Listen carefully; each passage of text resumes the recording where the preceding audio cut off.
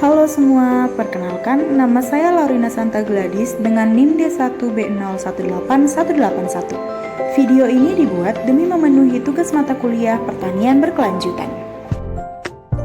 Sistem pertanian di berbagai belahan dunia telah mengalami evolusi sepanjang abad sebagai dampak kemajuan teknologi. Diawali dengan kegiatan berburu dan mengumpulkan tanaman, sistem pertanian berkembang menjadi pertanian primitif, pertanian tradisional, hingga ke pertanian modern atau revolusi hijau.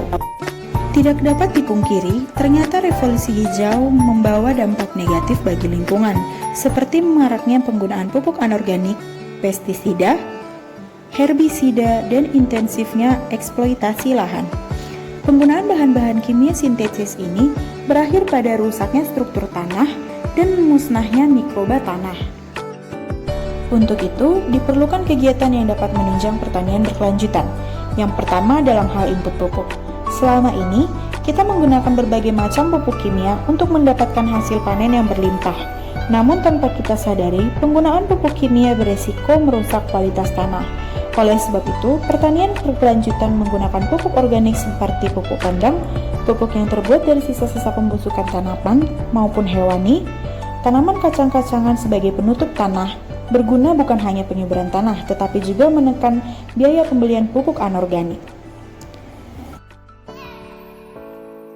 Yang kedua adalah pengendalian hama terpadu. Selama ini, untuk mengendalikan hama, para petani menggunakan pestisida. Selain harganya mahal, pestisida kimia juga berdampak buruk bagi lingkungan dan kesehatan manusia.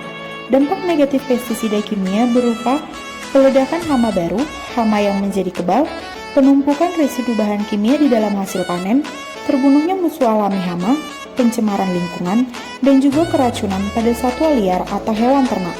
Pemakaian pestisida yang berkelanjutan juga mengakibatkan kerusakan pada tanah, yang pada akhirnya tanah tidak dapat lagi digunakan sebagai lahan pertanian.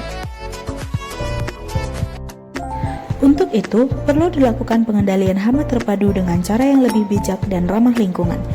Pengendalian hama dilakukan dengan menggunakan unsur-unsur alami yang mampu mengendalikan hama agar tetap berada pada jumlah di bawah ambang batas yang merugikan.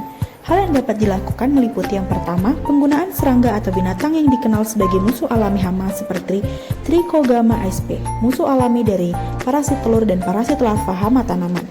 Yang kedua adalah penggunaan tanaman penangkap hama.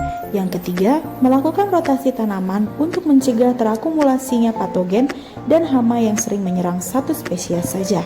Yang keempat, penanaman tanaman pelindung di akhir musim panen tanaman yang bermanfaat untuk menekan pertumbuhan gulma, mencegah erosi, dan meningkatkan nutrisi dan kualitas tanah. Yang ketiga adalah penggunaan bibit yang aman. Bibit atau benih bermutu mencakup mutu genetis, mutu fisiologis, dan harus mempunyai sifat-sifat unggul.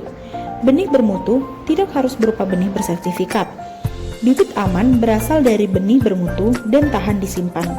Biji yang sudah dipanen perlu dikeringkan sampai kadar air tertentu, kemudian dibersihkan dan dipilih.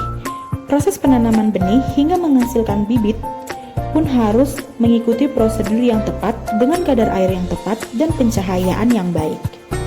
Dengan menerapkan cara-cara ini, maka lingkungan akan tetap asri, tanah terjaga kualitasnya, dan hasil panen pun melimpah dengan sangat bermanfaat, terhindar dari zat-zat kimia. Semoga video kali ini bermanfaat dan semoga kita dapat melaksanakannya di kehidupan kita sehari-hari.